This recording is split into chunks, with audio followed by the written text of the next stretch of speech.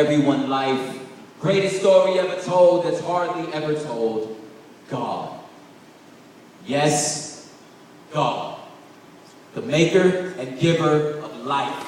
And by life, I mean any and all matter and substance.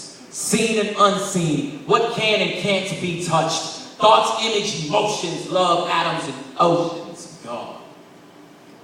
All of it is handiwork. One of which is masterpiece. Made so uniquely that angels look curious. The one thing in creation that was made with this imagery, the concept.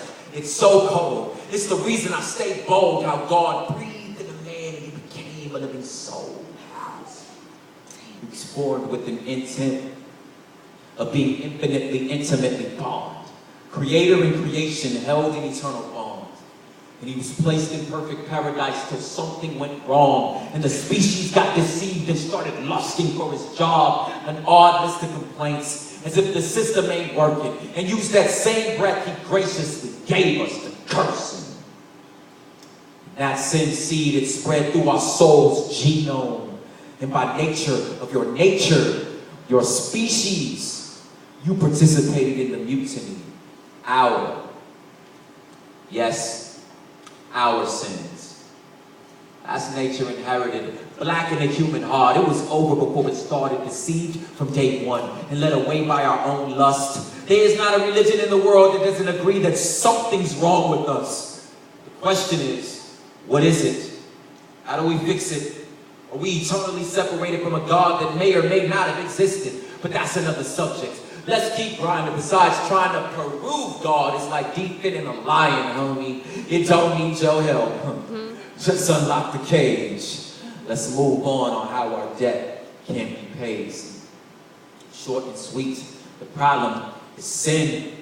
Yes, sin. Boy, that's a cancer.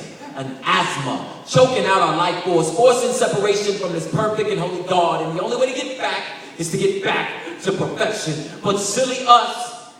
Trying to pass the course of life without referring to a syllabus. This is us. You can heap up your good deeds. Chant, pray, meditate. But all of that, of course, is spraying cologne on a corpse.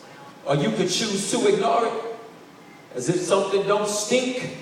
Like stepping in dog poop and refusing to wipe your shoe. But all of that ends with how good is good enough.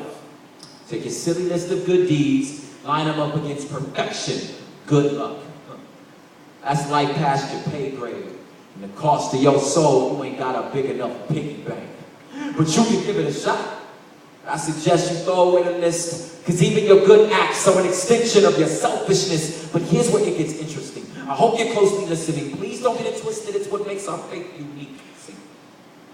Here's what God says is part A of the gospel. You can't fix yourself. Quit trying. It's impossible. Sin brings death. Give God his breath back. You owe him. Eternally separated. The only way to fix it is for someone to die in your place. But that someone got to be perfect, or the payment ain't permanent. So if and when you find a perfect person, get him or her to willingly trade their perfection for your sin and death. Clearly, since the only one that can meet God's criteria is God. God sends himself as Jesus to pay the cost for us. Boy, that's his righteousness. It's his death. And it functions as payment. Yes, payment. Writes a check with his life. But at the resurrection, we all cheered, because that means the check cleared. Hey, pierced feet, pierced hands, blood-stained Son of Man, fullness, forgiveness, free passage into the promised land. And same breath that God breathed into us, Christ gave up to redeem us. And anyone and everyone, and by everyone, I mean everyone, that puts their faith and trust in him, and him alone, can stand in full confidence of God's forgiveness. And here is what the promise is. You are guaranteed full access to return to perfect unity by simply holding to Christ. Christ alone. You're receiving life. Yes, life. And this is the gospel. God, our sins, paying everyone life.